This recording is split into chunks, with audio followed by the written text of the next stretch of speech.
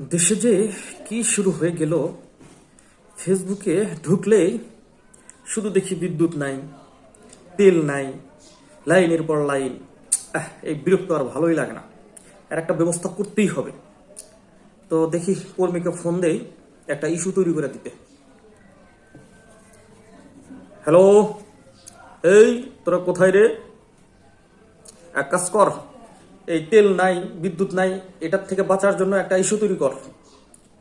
তোরা জায়গায় জায়গায় লিখে দে গুপ্ত, এতে করে দেশে যাতে একটা বিশৃঙ্খলা তৈরি হয়ে যায়। আর এটাতে যেন আমরা আমাদের সেই নাই নাই নাই নাই যেন ঢাকতে পারি। খুব দ্রুত কর, ঠিক আছে? হয়ে যাবে কাম ইনশাল্লাহ। দেখি কি হয় এখন।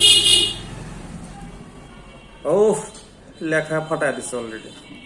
গুপ্ত গুপ্ত, হ্যাঁ কি লেখছে এটা? কিছুই তো বোঝা যায় না। গু শালার, দেখি আরো কিছু। কিরে, ছবি উঠছে আবার কারা? এগুলা এগুলা তো একটাও আমাদের কর্মী না। আবার ফোন লাগাই দেখি। কিরে, লেখায় ভুল, ছবি উঠছে অন্যগুলা, আর এই ছবি তুলছে কে আর লেখছে কে? ওদেরকে ধরে পিটা, তারপরে দেখতেছি কি হয়। আচ্ছা, দেখা যাক। পিটা ভাস করে দেখে ছবি পাঠাতে বলছি, ছবি পাঠাই দিবি না। আচ্ছা, দেখি কার ছবি পাঠাইলো। এ মা, এ তো দেখি আমাদেরই কর্মী। হেই, কাদেরকে পিটাইছিস? এরাই যদি লিখে থাকে, এরাই যদি গুপ্ত হয়ে থাকে, তাহলে আমাদের কর্মীগুলো কোথায়? এরাই তো আমাদের সবাই কর্মী।